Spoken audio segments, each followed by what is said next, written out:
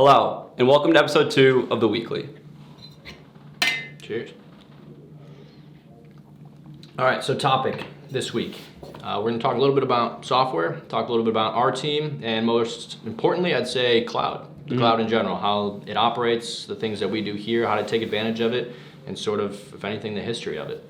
Yeah, and again, I think this came out of our recent reflections and conversations around, a lot of our customers, a lot of the shops we work with have probably not worked with SaaS companies before, cloud-based companies before, right? And so it's a really different and interesting dynamic than the existing on-premise software solution. And I think that's really what we're going to unpack is what makes it different, why is it an advantage, and then how can our shops take advantage of this dynamic. Absolutely, and I think just to put that in perspective, on average, I was reading, I think last week or the week before, manufacturing in general spends less than 1% on new softwares and technologies of their general revenue.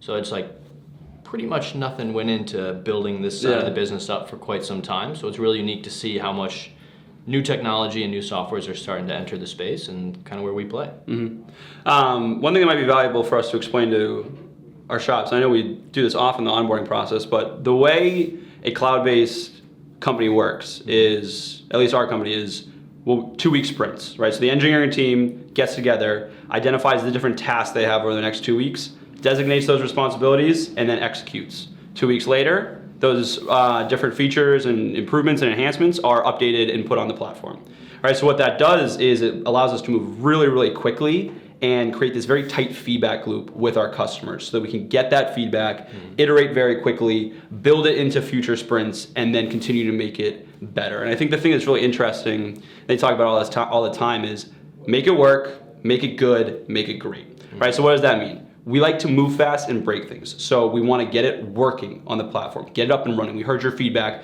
We know this is going to be valuable. Then, over the course of the next 2-3 sprints, we can make it good and then great so that it really just delivers a tremendous amount of value. And this is possible because we have a team doing 2-week sprints. Absolutely. So you can iterate very quickly in a very tight feedback loop. And then we just bring it all back and we keep adding to it. And what that process looked like before, for those that are not super involved in cloud-based softwares, is you'd probably submit a feature request maybe to your local rep or your local support individual, and you'd probably be thrown in the queue. Like the deathful queue of on-premise feature request is some mysterious, I kind of consider it Narnia, if anything. And you just throw this feedback out there, and the crazy part is the only way for it to actually come back to you is for them to ship you a physical update. They either have to come to your server and update it themselves or send you something that you have to then go download and install and then upload. And congratulations, you got a suite of things that have probably a majority of them weren't even what you asked for. And what's really funny is on the way that it was shipped there, they might have omitted an incredibly important enhancement, which you're then going to have to get another update to go have in order to see it reflected on your on-premise solution. And you won't know until you download it and then update it. So it's an interesting thing to reflect on, is that you're trying to build software for users, but you have to take all this feedback, select only what you can possibly cram into an update, and then go get it to the user and probably skip 95% of the stuff that actually the user wants.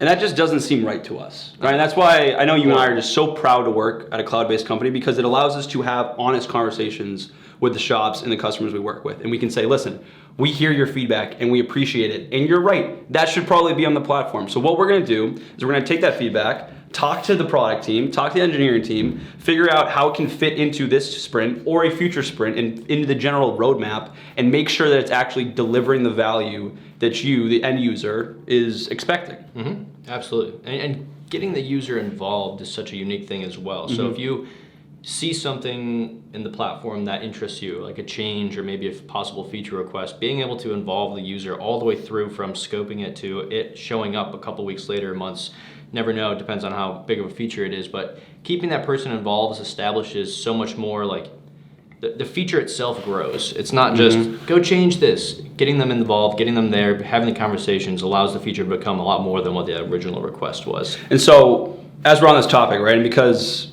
cloud-based, a really tight feedback loop, right, might be very new for the shops we work with.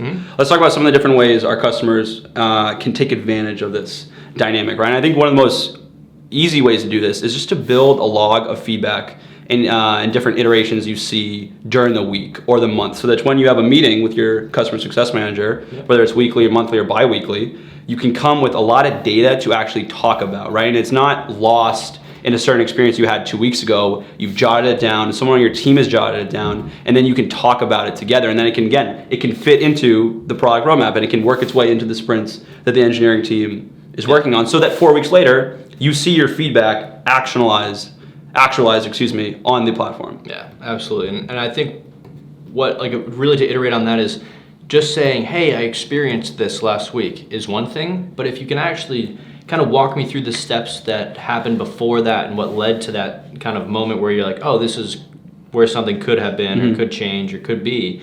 Leading up to that is a huge thing too. So don't just record the idea, but actually come to me with what you were doing before, maybe what you expected the outcome to be versus what it was. And then we can kind of formulate, was that a problem that maybe is already in the platform that I can go show you somewhere else? Or is it something that, went over our heads and that we can work on together?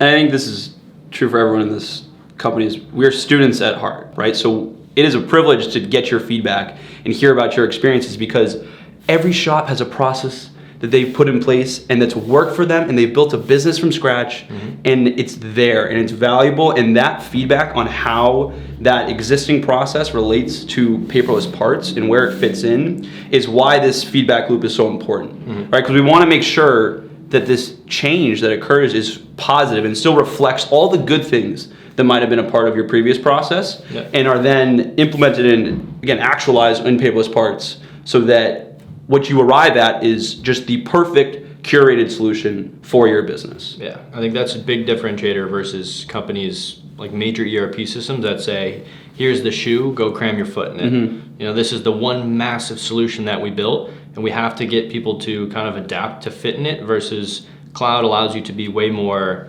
here's a blank slate, let's go build something around your foot, so to speak, which is much easier. And it also, takes that moment of, how do I change my process to fit this versus I can keep doing my process, let's let this thing fit me, which is much easier, I think. Yeah, absolutely.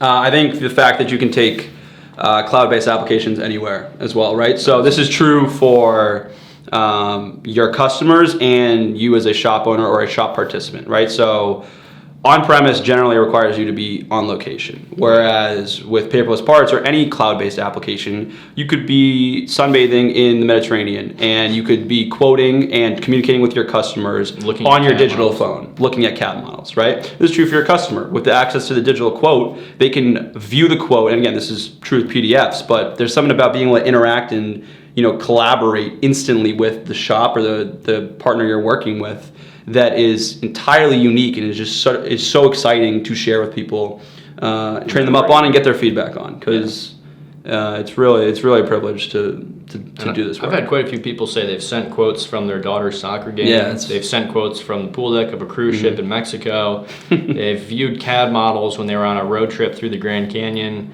I don't know, the list goes on of just, if you have Wi-Fi, you can still do your job, and if you have a general cell signal, whether it's on your phone or whatnot, you can still respond to a customer and have your shops, have that image that no matter where you are, no matter who's out that day, who's sick, somebody, even if they're at home, doing whatever, they can still view and be a part of the business, and they don't have to be on premise. That is our discussion of cloud-based applications and how they can make a tremendous impact on your business and why they're so nimble and what the advantages are. So if there's something you liked in particular, please reach out to us. We'd love to hear more about it. And again, we look forward to next week and tackling the next important topic. There will also be a blog post about this in further depth if you would like to read that as well. Well, thank you guys for tuning in. We look forward to speaking with you guys next week. Cheers.